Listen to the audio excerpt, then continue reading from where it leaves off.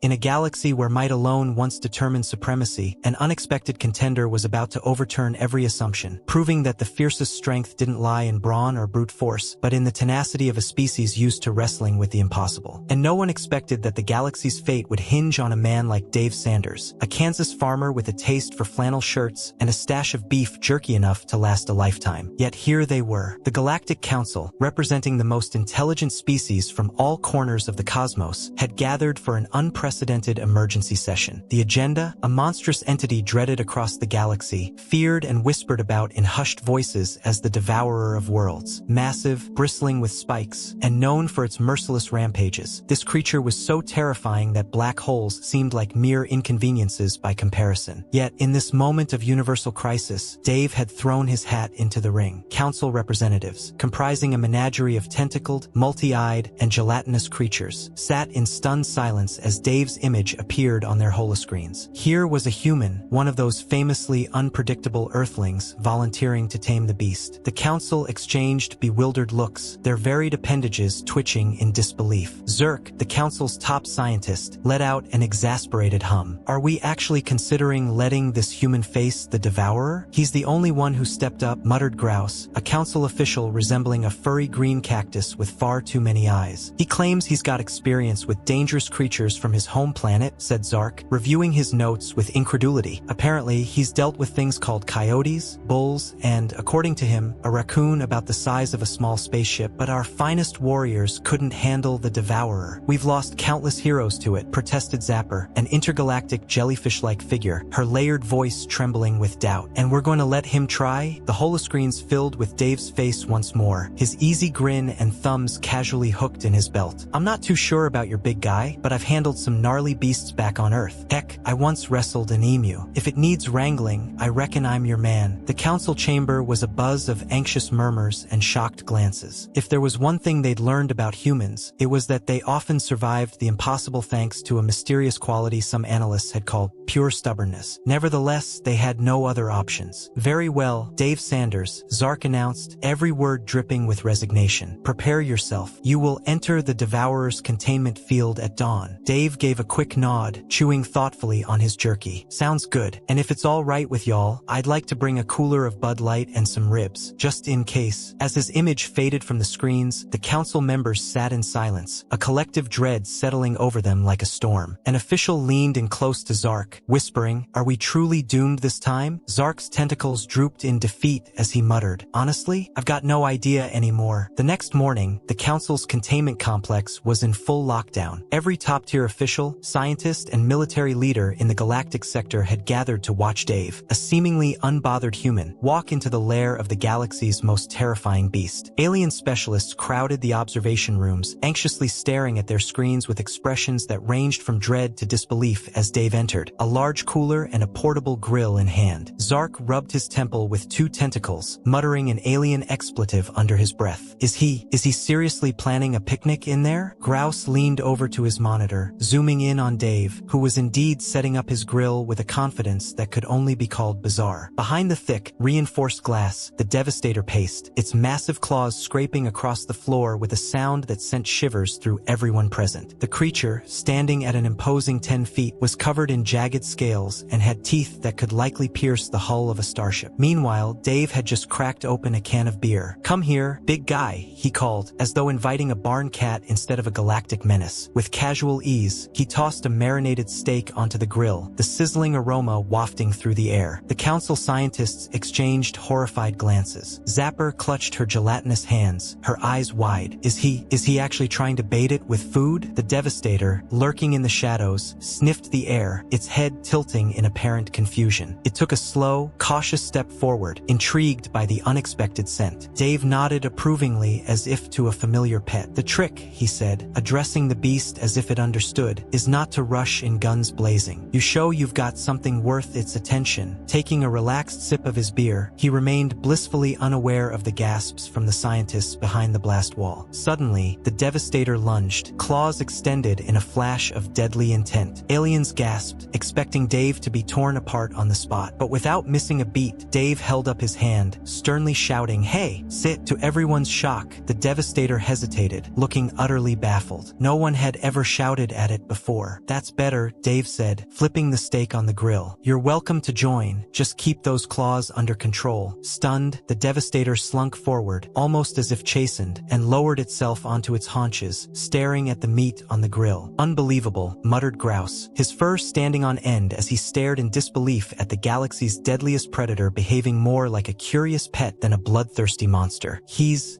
actually got it listening to him. A voice trembled, the disbelief thick in the air. Unreal, murmured Zapper, practically melting into her gelatinous seat. Is this some human magic? Taming monsters with meat? Zark, thoroughly bewildered, simply gawked as Dave held up a juicy slice of steak to the monstrous creature. Here, buddy. You've probably never had a barbecue, have you? He said with a grin. The Devastator tilted its spiked head, eyeing the meat before snatching it delicately, chewing in a way that might have resembled a cat purring, if this wasn't the Devastator. The galaxy's most feared creature was sitting there, having a cookout with a human. Dave chuckled, giving the Devastator a hearty pat on its scaly shoulder. See, big guy like you just needs a little hospitality. Folks back home won't believe a word of this, he said, tossing another piece of steak. The creature gobbled it down eagerly, and the scientists watching from behind the blast shield looked as if they'd seen a ghost. No one had expected the human to last more than a few seconds, much less share a meal with the galactic terror. Is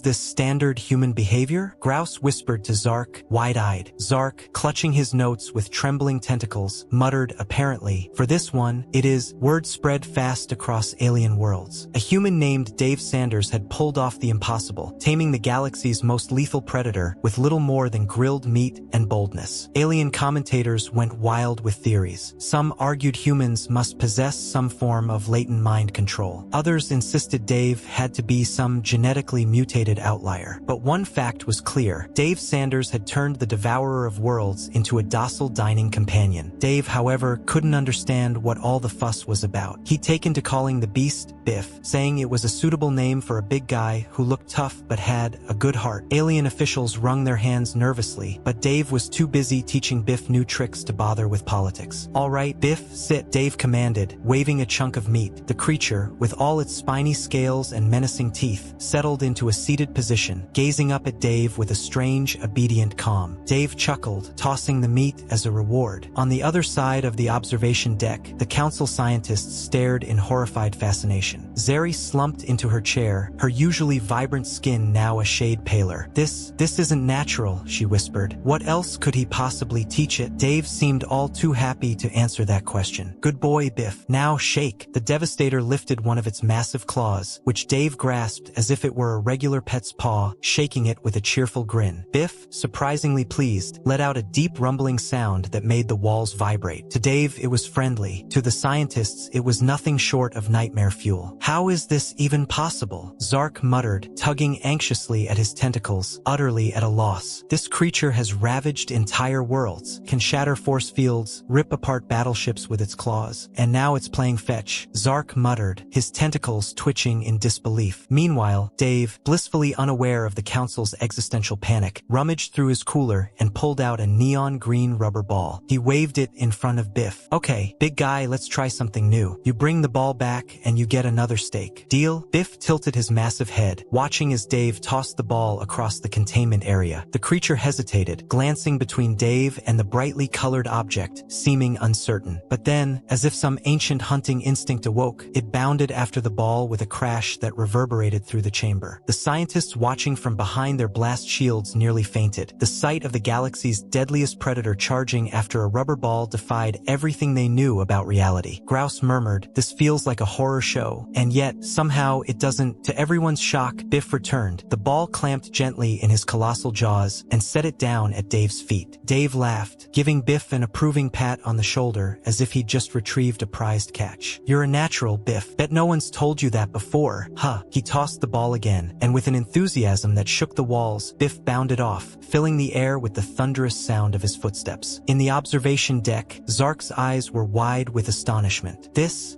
creature should be tearing him apart. Zeri, looking equally unnerved, nodded slowly. It's almost like he's charmed it. A realization settled over them. Dave was doing something no species had attempted, treating the Devastator like an ordinary animal. The council scientists, who had always regarded creatures like the Devastator as unstoppable forces of destruction, watched in bewilderment as Dave continued with the calm confidence of a man who'd spent a lifetime corralling cattle. Suddenly, the observation deck buzzed with frantic activity. Scientists scribbled notes, launched into debates, and speculated wildly. Was it possible that humans had an uncanny knack for pacifying hostile creatures with pure audacity? Or had they stumbled upon some strange universal loophole? But Dave paid no attention to the chatter. He threw the ball a few more times, laughing each time Biff bounded after it. At one point, he pulled out a brush and began grooming Biff's scales, chuckling to himself. "Man, you're a scruffy one, aren't you? Haven't seen a decent bath in who knows how long." Biff sat contentedly, letting Dave brush bits of space dust and debris from his scales, which shimmered with iridescent hues under the lights. The council scientists gaped, not in shock at mere obedience, but at the bond forming between a human and a creature they had long feared. Finally, Zark, unable to bear the suspense, turned to his fellow scientists. "I think we're witnessing a historical breakthrough." Zeri gave a shaky nod. "I can't decide if we should be inspired or utterly terrified." Over the next few days, stories of Dave's training sessions with Biff spread across the galaxy, becoming an instant legend. Entire species across the galaxy tuned in, utterly captivated. As Dave taught the Devastator to follow commands like roll over and stay, alien parents began telling bedtime stories of the human who tamed the galaxy's fiercest creature, and betting pools sprang up on what trick Dave would try next. Some skeptics insisted it had to be a sophisticated illusion or a glitch in the observation feed. But there it was, live for all to see. Biff the Devastator, obeying commands, sitting, and chasing rubber balls like an oversized, spiky dog. True to his nature, Dave decided to take things to the next level. One day, he entered the containment area carrying an armload of peculiar items. Council scientists zoomed in, baffled by his array of objects. A makeshift leash from reinforced starship cables, a pile of snacks in shiny Earth-style packaging, and a rubber chew toy that looked suspiciously like a massive tire. Zark spluttered. "He's gonna try walking it on a leash." Zeri, the resident skeptic, shook her translucent head. "This is going to fail. No human, no creature can control the Devastator beyond these walls. If it breaks loose, entire planets could be at risk." But Dave paid no mind to the council's escalating panic. He calmly clipped the makeshift leash to a spiked collar he'd somehow fashioned from starship scrap, then gave a light tug. "All right, big guy, let's go for a walk. Nice and easy, okay?" Biff hesitated, eyeing the leash with mild suspicion. But to everyone's shock, he rose to his feet and began ambling alongside Dave, lumbering but obedient. With every step, the creature seemed both bewildered and oddly content to follow along. "Good boy," Dave chuckled, patting Biff on the shoulder as they completed a slow lap around the containment area. Biff let out a low, pleased rumble, a sound that both thrilled and terrified everyone in the observation deck. Grouse, at this point, had resorted to nibbling anxiously on his fur, muttering, "This defies every natural order. The Devastator should be a force of destruction, not on a leash." When the walk was done, Dave pulled out a snack packet, tore it open, and offered it to Biff, who sniffed the treat curiously. Then, with surprising gentleness, Biff took the treat from Dave's hand and munched it with what could almost be called cautious delight. The scientists could hardly process what they were seeing. A cosmic predator nibbling beef jerky was easily the strangest sight in all of galactic history. "All right, buddy," Dave announced with a grin, clearly just getting started. He held up another treat and pointed at Biff with an encouraging tone. "Now, Biff, let's show the folks your new trick. Stand on two legs." The council scientists held their breath as Biff, the Devastator of worlds, pondered the command. "Up you go." A collective gasp swept through the observation deck as the Devastator shifted its weight, lifting itself onto its hind legs. The hulking beast wobbled briefly, steadying its immense frame with an expression of pure focus. For a few awestruck seconds, it towered over Dave, balanced on two legs before easing back down. Zark clutched his tentacles, half convinced he was witnessing the universe's most elaborate prank. "This breaks every natural law I've ever known," he murmured, a mix of horror and reluctant admiration in his voice. Dave, as oblivious as ever, grinned as he patted Biff's scales affectionately. "See, who says an old dog or a space beast can't learn new tricks? They just need someone who believes in them." By now, the council members had moved beyond shock, hovering in a strange limbo of awe and acceptance. Maybe humans really did have a strange knack for taming the untamable. If Dave could make friends with the Devastator, what other creatures might he charm? The thought sent a collective shiver down their spines. Zeri voiced the question echoing in every mind on the deck, her voice trembling. What else could he teach it? Could he weaponize it? Dave, hearing her through the observation system, let out a snort of laughter. "Weaponize Biff? No way, you folks take everything so seriously, he gave Biff a hearty pat on the shoulder. "This big guy's got too much personality for that nonsense, don't you, buddy?" To everyone's shock, Biff let out a huff, nudging Dave with his snout as if in agreement. Zarek, now completely spent, slumped in his chair. "Well," he said to the others, "it seems we have no choice but to admit defeat. The human hasn't just tamed the Devastator, he's made a friend of it." Dave grinned through the observation glass, giving them a wink. "Guess that's just what we humans do. Now, if y'all don't mind, Biff and I have a game of fetch to get back to." At this point, Dave and Biff were the most famous duo in the galaxy. Every species tuned in daily to watch the humans' antics with the Devastator of Worlds. Some regarded Dave as a near-mythical hero, others feared him as the galaxy's ultimate wild card. And the Council of Galactic Species? They simply had no idea how to respond. In a hastily convened emergency meeting, the council gathered in their grand chamber, each member clouded with uncertainty and reluctant awe. Zark called the session to order, visibly drained. He rubbed his tentacles and let out a weary sigh. "We must determine the status of this situation," he announced, glancing at the holoscreen where Dave was now teaching Biff to high-five. Grouse scratched his neon green fur, squinting at the screen in disbelief. "I mean, at this point, should we make the human an official beast tamer for the council? Are you insane?" Zeri hissed, her voice shaking. "If he can do this with the Devastator, there's no telling what other dangerous creatures he might tame, or worse, befriend," Zeri muttered. "Imagine him showing up with an entourage of terrifying creatures, trained and obedient." Zark shuddered at the image of Dave casually strolling around council headquarters, a cooler in one hand, a leash in the other, leading a small army of previously untamable beasts. Their discussion was interrupted as Dave, noticing the commotion, strolled over to the observation deck, Biff following loyally behind. He tapped cheerfully on the reinforced glass. "You folks look a little tense. Everything all right?" he called, flashing his easygoing grin. Zark took a steadying breath and stepped closer, his expression a mixture of respect and resignation. "Dave Sanders, your accomplishments are unprecedented. It appears the council must recognize your unique talents." He chose his words carefully, as if any sudden movement might disrupt the delicate peace. Dave grinned. "Ah shucks, you mean you're finally warming up to OL Biff?" The council members exchanged uneasy glances as Biff, sensing his moment, gave a wide, toothy grin, one that would have sent any other creature running. "Well," Zarek began tentatively, "we can't deny your effectiveness. It might be strategic to extend your influence to other council matters." He paused, glancing nervously at Biff. "Would you, hypothetically, consider teaching other humans to do what you've done?" Dave raised his eyebrows. "You're asking for more humans to tame your galaxy critters?" He chuckled. "Well, reckon some folks back home might be up for it, but," he shrugged, "I can't make any promises. After all, there's only one Biff." Biff gave an approving grunt, and Dave patted his shoulder. "It's not about being the biggest or the baddest. You just gotta know how to give em a little respect, that's all." The council fell silent, absorbing his words. For centuries, they'd viewed creatures like the Devastator solely as threats to be contained or destroyed. But here was a human suggesting that maybe, just maybe, understanding could go further than their best weapons or containment strategies. Finally, Zark nodded, acknowledging the truth they'd just witnessed. "Very well, Dave Sanders. You've shown us something we never thought possible. You've tamed the galaxy's greatest terror and given us a new perspective." Dave nodded with satisfaction. "Glad to help, folks. Now, if it's all the same to you, me and Biff here got some relaxing to do. You'll keep your meetings and whatnot." He tipped an imaginary hat. "And remember, if you ever got a big OL critter causing trouble, you know where to find me." With that, he gave Biff a gentle tug, and the two strolled out of the containment area, leaving the council staring after them, dazed and humbled. For the first time in its long history, the council had no clear response. But one thing was undeniable. They'd witnessed the start of a new era in intergalactic relations, one not led by technology or force, but by a man, his grill, and a heap of courage. As Dave and Biff vanished around the corner, a quiet murmur rippled through the council chamber, acknowledging a new dawn. The galaxy would never look at humans or their idea of taming the same way again. And that concludes our story for today. If you stayed with us until the end, don't forget to like and subscribe, and stay tuned for more galactic tales. Goodbye, human.